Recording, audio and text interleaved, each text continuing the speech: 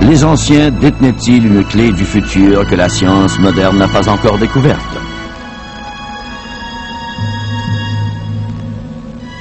Avec l'avènement du nouveau millénaire, plusieurs cherchent un outil magique pour sonder les énormes défis qui attendent l'humanité. Une humanité qui ne renoncera jamais à son rêve d'éliminer les barrières du temps.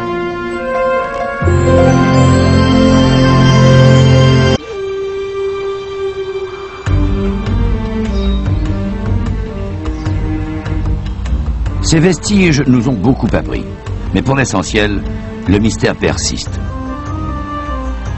Pourquoi, par exemple, les monuments de l'Antiquité ont-ils été si souvent orientés pour indiquer avec une précision stupéfiante la position de certaines étoiles?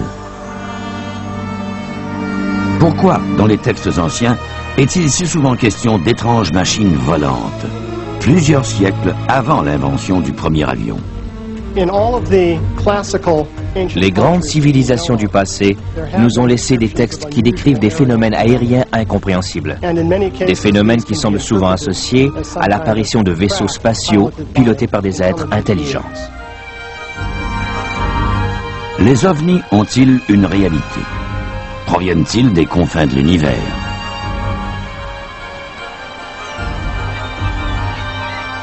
Je pense que d'autres formes de vie intelligentes existent dans l'univers. Je n'écarte pas du tout la possibilité qu'elles aient autrefois visité la Terre. Elles le font peut-être encore aujourd'hui. On a démontré que la planète Mars a probablement été habitée autrefois, mais un mystère très ancien revient nous hanter. Est-il possible que depuis des milliers d'années, des créatures de l'espace nous rendent visite régulièrement? Découvrez avec nous les différentes facettes d'une énigme qui fascine l'humanité depuis la nuit des temps.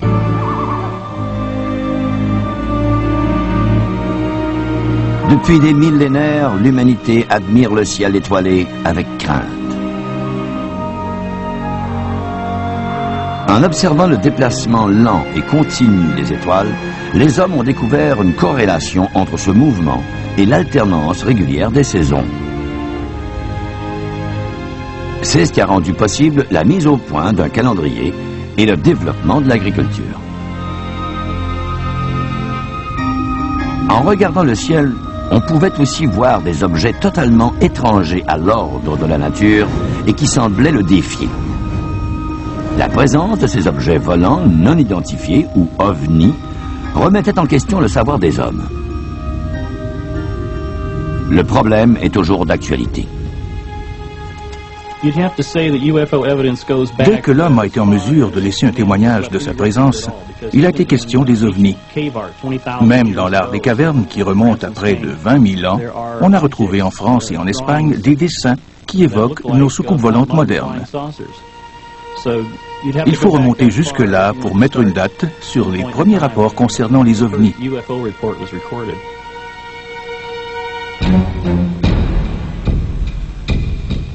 Figés pour toujours dans le silence de la pierre, ces dessins étonnants soulèvent des questions qui risquent de demeurer à jamais sans réponse.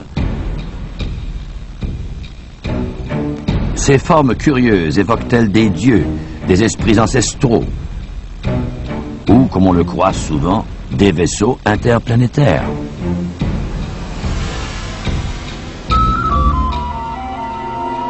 Les premières civilisations, comme la civilisation sumérienne qui remonte à quelques 5000 années, nous ont laissé des textes où il est question de curieux phénomènes aériens et de personnages étranges.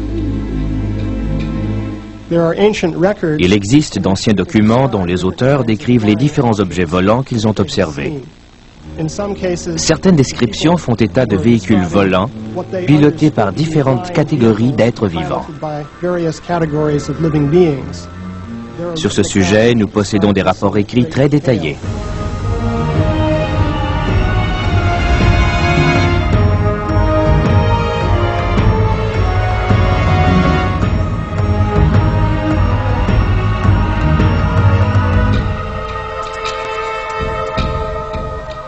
Sommes-nous portés à donner une trop grande signification à des images comme celle-ci? Tout cela a beaucoup à voir avec l'interprétation de ce que nous voyons. Ce dessin mural est-il la représentation d'un extraterrestre équipé d'un masque de cosmonaute ou d'un casque de plongeon, ou l'œuvre d'imagination d'un auteur de science-fiction qu'il a réalisé il y a plusieurs milliers d'années? Plus on recule dans le temps et plus l'interprétation est problématique. L'un des premiers récits décrivant une rencontre avec un ovni a été rédigé en Égypte il y a plus de 3500 ans.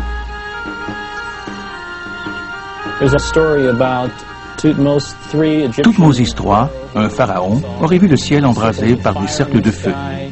Au début, il n'y avait qu'un seul cercle. Quelques jours plus tard, ils étaient si nombreux qu'il en aurait été très impressionné. Le récit de cet événement, considéré comme capital, a été conservé sur papyrus.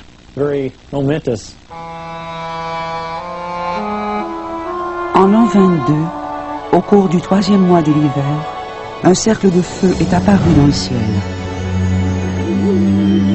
Après quelques jours, on pouvait en voir un grand nombre qui brillait avec l'éclat du soleil jusqu'à l'extrémité des cieux.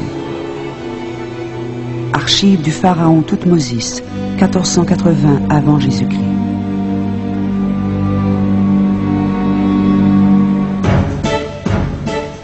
L'histoire de Thoutmôsis n'est pas unique. En effet, 11 siècles plus tard, Alexandre le Grand, le célèbre empereur grec, aurait vu des ovnis pendant sa campagne d'Asie. En 329 avant Jésus-Christ, Alexandre et ses hommes traversent une rivière quand, soudain, des objets volants semblables à des boucliers d'argent envahissent le ciel. Ces engins plongent en piqué sur les colonnes de soldats. Affolés, les hommes et les chevaux se dispersent dans tous les sens. 7 ans plus tard, alors qu'il assiège la ville phénicienne de Tyr, Alexandre rencontre à nouveau des ovnis. D'après les témoignages des combattants des deux camps, l'un de ces objets projette un rayon lumineux sur le mur d'enceinte de la ville et le réduit en poussière. Alexandre n'a plus qu'à entrer dans la ville, désormais sans défense.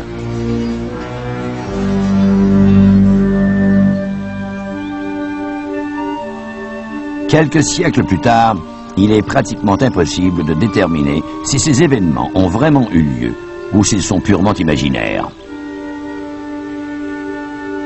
N'oublions pas que pendant des centaines d'années, les historiens ont travaillé à partir de l'hypothèse que l'espèce humaine est la seule forme de vie intelligente, que les visiteurs de l'espace n'ont aucune réalité et que l'existence d'une civilisation plus avancée est inconcevable.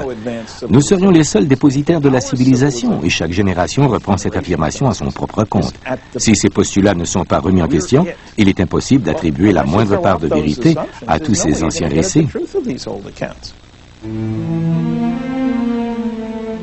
Ces récits, même s'ils proviennent de sources autorisées et fiables, sont souvent une cause de perplexité. Dans l'Europe médiévale, un incident mystérieux est survenu en 1463, avec l'apparition en plein ciel d'un objet plat entouré de flammes. Il répandait une lumière éclatante et planait sur le paysage comme une menace. Ce dessin est l'œuvre de Hermann Schaden, un témoin oculaire.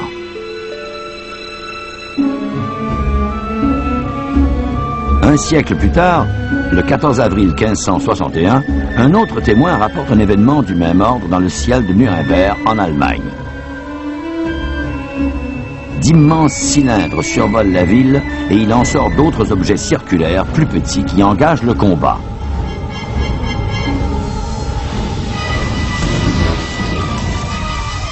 Cinq ans plus tard, la même scène est visible au-dessus de la ville de Bâle, en Suisse. Cette fois, les objets en cause sont plus nombreux et la bataille plus féroce. Ils brûlent et disparaissent sans laisser de traces. La question des ovnis a soulevé un débat qui met aux prises deux thèses diamétralement opposées et qui n'est pas près de s'éteindre. Nous disposons d'un impressionnant faisceau de preuves qui démontrent que régulièrement, des témoins rapportent qu'ils ont vu des êtres dont ils peuvent décrire la forme, la taille et les caractéristiques physiques. Ces êtres sont associés à des vaisseaux spatiaux, ou si vous préférez, des soucoupes volantes. Quand on dit que ces gens ne font que voir les mêmes lutins que dans l'ancien temps, je trouve cette explication insensée. À cette époque, on a peut-être vu les mêmes petits êtres gris qui nous rendraient visite aujourd'hui.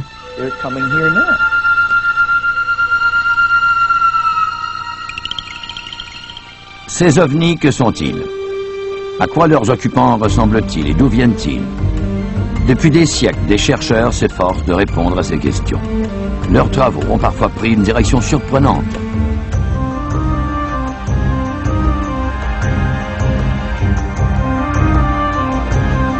La Bible elle-même a été mise à contribution. Il est vrai que quelques-unes des premières observations d'ovnis sont décrites dans les pages de ce livre sacré.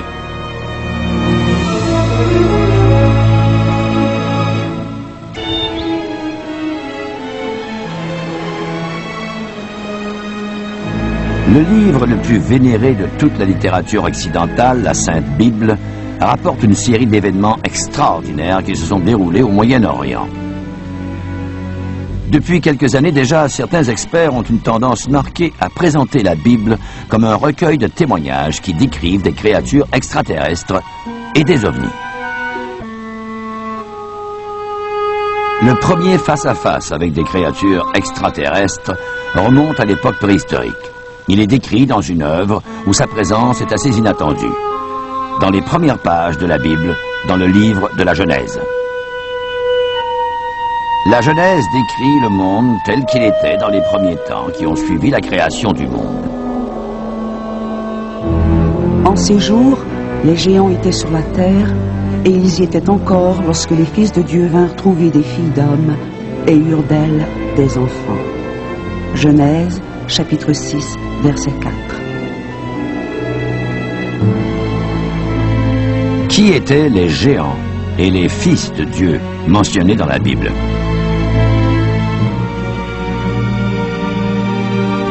Alors que la plupart des traductions utilisent le mot géant, le mot hébreu employé dans le texte original est Néphilim. On peut traduire le mot Néphilim par les hommes qui sont descendus ou ceux qui sont descendus, avec le sens de ceux qui sont descendus du ciel.